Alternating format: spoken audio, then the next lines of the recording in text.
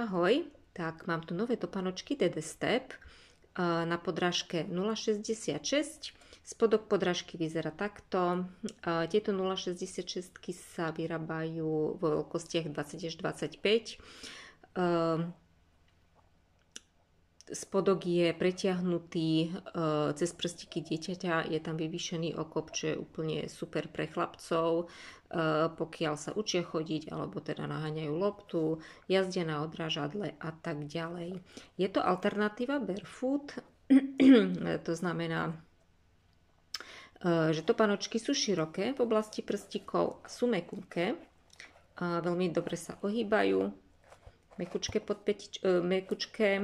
pod prstíkmi, ale za pätou je spevnenie. Je tu takto, možno tu toto bude vidieť, ako je päta spevnená. A pod pätou je takisto spevnenie. Topánky sú celokožené, tak to vám ukážem bližšie. Zvršok, vrchná časť je kožená, ale aj vnútrajšok je kožený. Zapínajú sa na dva suché zipsy. Takže takto. Jeden je prekladací, aby ste si vedeli trošku topánky utiahnuť okolo členkov. Okolo členkov je takisto vymekčenie. A topánky majú tvarovanú stielku, trošku s takým tvarovaním pod klenbou dieťatka.